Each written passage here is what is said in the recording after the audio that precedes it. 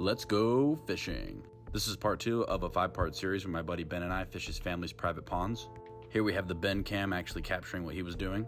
Now remember, this camera is not as good quality as my GoPro, but at least it got to capture some moments like this.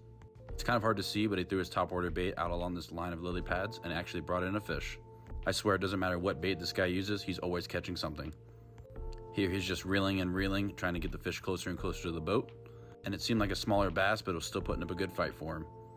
Unlike me, who kept losing fish out on this pond, Ben had no problem getting the fish to the boat.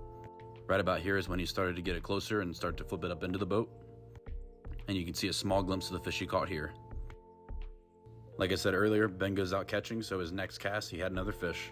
I was watching on standby just in case he needed me to get the net, but apparently he could just flip it up into the boat. He caught himself another nice little largemouth bass. It must be nice to catch like that. And thankfully his camera was actually able to catch what the fish looked like. Another bass in the boat for Ben. And while I was having no luck on the jig over here, Ben was still having all of the luck. Another great top water bite from my guy. You can even see the fish swimming around here. Ben got the fish and released him back into the pond. We switched up locations and I decided to throw the jig, working it slow again, and that's when this happened. But as I was reeling the fish in, I lost it closer to the boat. There he goes. And while I missed another fish, Ben scored himself another one as well. And this time he actually used a frog and brought in a nice one off the lily pads. Again, I did not want to lose this fish, so I grabbed the net. Was able to secure the fish, take the lure out, and throw him back in the pond. Another nice one for Ben.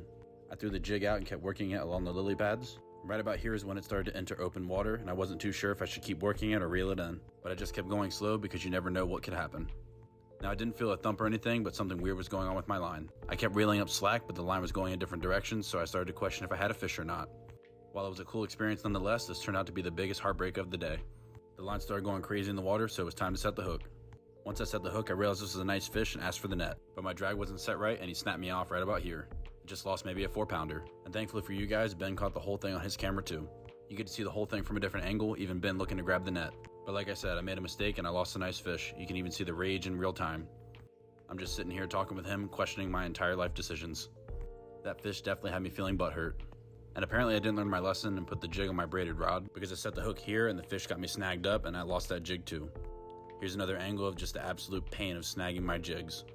After this, I put the jig on my braided rod, but I gave up on it for a little bit. I decided to switch over to the fluke, which I've been trying to learn how to use, just working it really slow in the same areas I was fishing the jig, and that's when this happened.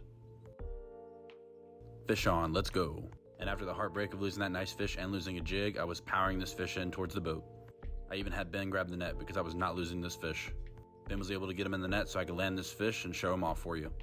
Bass secured. Got my first bass on the fluke for the day. Stay tuned for part 3.